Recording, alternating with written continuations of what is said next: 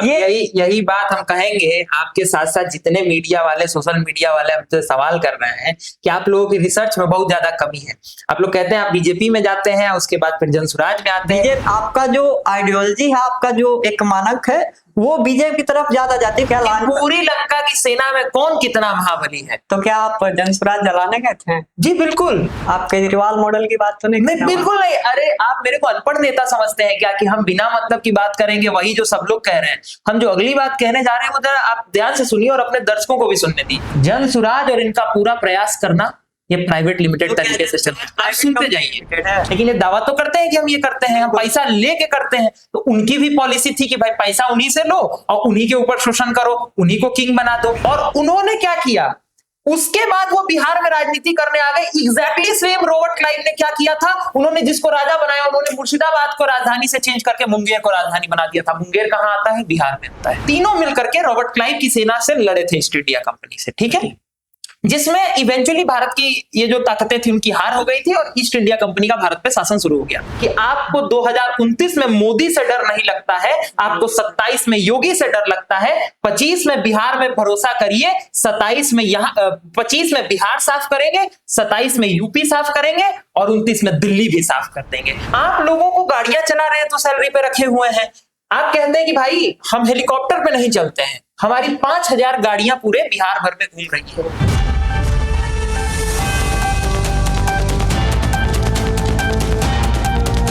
नमस्कार, मेरा नाम कृष्णा कुमार है। आपने देखना शुरू कर दिया है एकदम करेक्ट। देखिए, पहले आप जो है बीजेपी की तरफ जाते हैं, उसके बाद जो है फिर आपका शिफ्ट होता है, आप जनसुराज ज्वाइन करते हैं, उसके बाद फिर बीजेपी आते हैं और यहाँ पर जो है कन्वेनर बन जाते हैं। अब यही बात हम कहेंगे। आपके साथ साथ जितने मीडिया वाले, सोशल मीडिया वाले हमसे सवाल कर रहे हैं कि आप लोगों की रिसर्च में बहुत ज्यादा कमी है। आप लोग कहते हैं आप बीजेपी में जाते हैं, उसके बाद फिर जनसुराज में आते हैं। बीजेपी के सुन लीजिए, सुनिए, आप पहले बात सुनिए कि बीजेपी की तरफ जाते नहीं। आपका जो आइडियोलॉजी है, आपका जो एक मानक है, वो बीजेपी की तरफ ज्यादा जाती है। क्योंकि हमने आपको बीजेपी के तमाम और आरएसएस कि जो संगठन है उसके गतिविधियों में, कार्यशैलियों में आपको देखा गया है और आप बढ़ चढ़ के हिस्सा लेते हैं। ऐसा नहीं कि थोड़ा बहुत। हमने आपको एबीवीपी की जो कॉन्टेस्ट होते हैं, चुनाव होते हैं, वहां पे देखे, उसके उनके लिए प्रचार करना हो या आप खुद का एक अपना संगठन बना के काम करना हो, लेकिन एक आइडियोलॉजी होता है वो आपका बीजेपी से मैच होता है। उसके बाद आप जनसुराज गए, फिर अब आप बीजेपी आगे करते हैं। तो यही आप बोल रहे हैं कि आपके रिसर्च में एक छोटी सी कमी क्या रह गई। हम हमेशा से बीजेपी में थे और हमने कभी जनसुराज की कोई सदस्यता नहीं ली थी। विशेषतः जो बात पब्लिक डोमेन में चल रही है, आपने खुद के इंस्टाग्राम पर नहीं, हम आपको बता रहे हैं। आप पहले पूरी बात तो समझिए। आपने अंगद को लंका में देख लिया, इसका ये अर्थ नहीं है कि वो लंका में इसलिए गया था क्योंकि उसको रावण की सेना ज्वाइन करनी थी। हो सकता है अंगद इसलिए गया हो कि वो ये भी देखे तो क्या कि पूरी लंका की सेना में कौन कितना महाबली है। तो क्या आप जनसुराज जलाने गए थे? जी बिल्कुल। क्योंकि अब आप मेरी बात सुनिए। मेरे को पहले से पता था कि ये पूरी व्यवस्था जो चल रही है और युवाओं को बरगलाने का ये जो पूरा प्रयास चल रहा है, ये इतना ज्यादा परफेक्ट दिखाने की कोशिश की जा रही है। और हम लोग साइंस के स्टूडेंट रहे हैं, हम लोग को बताया गया है कि ideal solution does not exist. कोई भी ऐसा सॉल्यूशन एग्जिस्ट नहीं करता जो आइडियल हो। और आप कह रहे हैं कि हम आइडियल हैं, तो यहीं पे सवाल खड़ा हो जाता है कि फिर आप आइडियल कैसे? आइडियल सुन लीजिए, अब आप मेरी बात पूरी तरह से सुनिए। विकल्प आइडियल जवाब देंगे तो फिर हम क्यों है? मेरी बात समझिए, पहले उस बात को क्लियर होने दीजिए लोगों के साथ। तो जब इन्होंने इस बात को करना शुरू किया, तो ये बात हम पिछले 1-1.5 साल से ऑब्जर्व कर रहे थे कि चीजें किस तरह से चल रही। तब मेरे दिमाग में एक चीज आई और मैंने कुछ चीजें कॉपी होते हुए देखी कि इतिहास अपने आप को एब्सोल्युटली सेम तरीके से रिपीट कर रहा है। और सुनिए अब आप मेरी बात, आपका दिमाग हिल जाएगा अगली बात जब हम बताएंगे। आप केजरीवाल मॉडल की बात तो नहीं? बिल्कुल नहीं। अरे आप मेरे को अनपढ़ नेता समझते हैं क्या कि हम बिना मतलब की बात करेंगे, वही जो सब लोग कह रहे हैं। हम जो अगली बात कहने जा रहे हैं वो जरा आप ध्यान से सुनिए और अपने दर्शकों को भी सुनने दीजिए। आप सब जितने भी लोग यूपीएससी की तैयारी करते होंगे, आप लोगों ने बिपिन चंद्रा की किताब पढ़ी होगी इतिहास की। और जो लोग नहीं पढ़ा है उन लोगों को हम सलाह देंगे कि आप 8वीं कक्षा की एनसीईआरटी उठाइए और इतिहास पढ़िए, भारतीय स्वतंत्रता संग्राम। आपको पता चलेगा कि 1757 में पलासी का युद्ध हुआ था। आपने पढ़ा होगा, सब कोई आपको पता है एक व्यक्ति भारत में हुआ करते थे, रॉबर्ट क्लाइव, जिनका मॉडल हुआ करता था किंग मेकर्स पॉलिसी के साथ इस देश के किसी भी व्यक्ति को किंग मेकर बना देना। फ्रांस के एक पदाधिकारी हुआ करते थे डुप्ले, जिनकी किंगमेकर पॉलिसी की नीति को उन्होंने कॉपी करके भारतवर्ष में ईस्ट इंडिया कंपनी को फैलाया था। अब आपको मैं पैरेलल्स बता रहा हूं, उसको सुनिएगा। ईस्ट इंडिया कंपनी एक प्राइवेट लिमिटेड कंपनी थी। बीच में आप टोकिएगा मत, आप ध्यान से समझिएगा।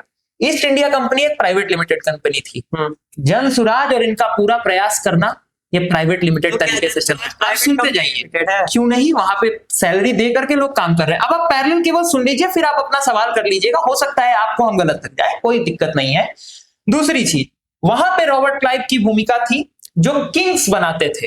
प्रशांत किशोर पिछले 10 साल से क्या कर रहे हैं, जो कहता है हमको नेता बनना है, ये खुद दावा करते हैं कि प्रधानमंत्री को हमने बनाया, नीतीश कुमार को हमने बनाया। कितनी सच्चाई है क्या है वो हटा दीजिए, लेकिन ये दावा तो करते हैं कि हम ये करते हैं, हम पैसा लेके करते हैं। तो उनकी भी पॉलिसी थी कि भाई पैसा उन्हीं से लो और उन्हीं के ऊपर शोषण करो, उन्हीं को किंग बना दो। शोषण अलग, आप भी मेरी बात सुनिए ना, ठीक है। ये सब हुआ 1757। बंगाल की राजधानी कहां थी? मुर्शिदाबाद। प्रशांत किशोर आखिरी बार कहां पे चुनाव लड़ाए थे? बंगाल। फुलवारी शरीफ की उनके भाषण को आप सुन लीजिए। उन्होंने फुलवारी शरीफ में क्या कहा?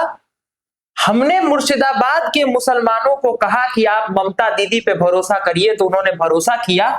इवेंचुअली उसका रिजल्ट क्या हुआ कि हिंदू मारे गए।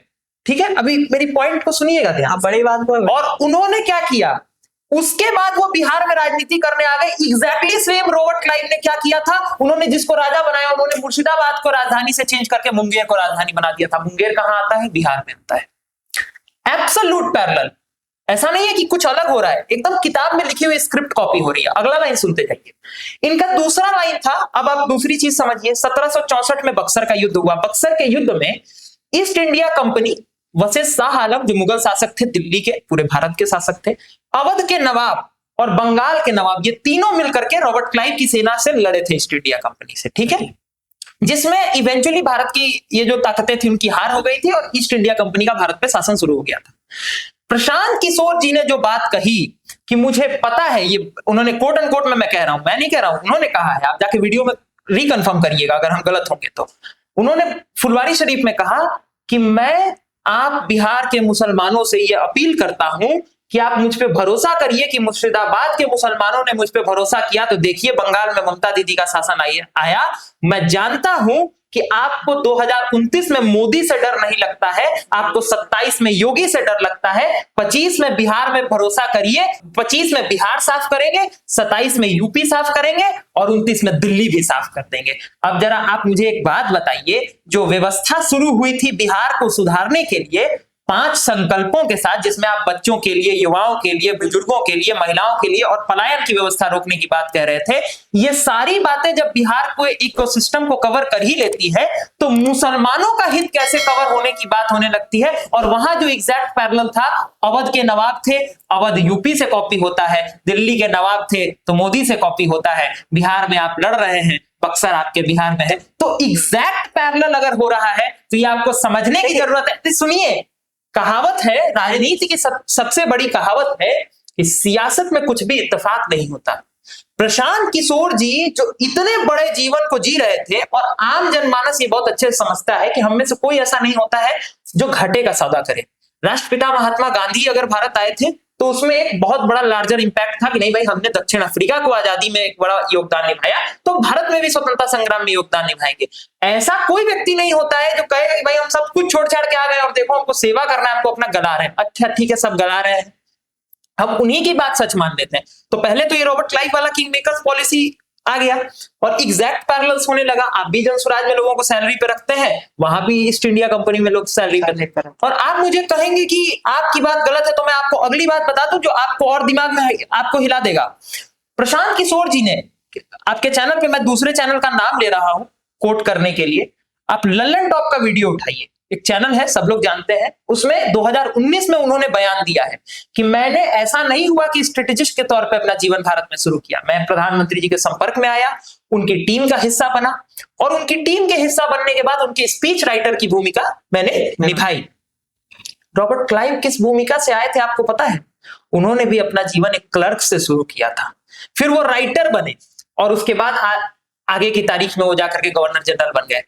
तो सेम एग्जैक्ट पैरेलल उन्होंने वहां से उठाया और अपने मॉड्यूल में उसको शिफ्ट कर लिया। किंग मेकर्स पॉलिसी के साथ वो देश भर में चले और उनको लगा कि नहीं भाई, अपने हिसाब से लोगों को कंट्रोल कर पाना संभव नहीं हो पा रहा है, तो अब वो आ गए कि अब अपने हाथ में व्यवस्था बनाएंगे और अपने हाथ से व्यवस्था चलाएंगे।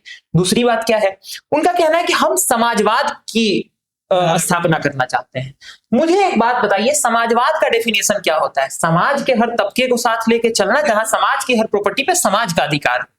एट द सेम टाइम पूंजीवाद ये कहता है कि हमें केवल और केवल अपने फायदे से मतलब है, make more profit, that's it.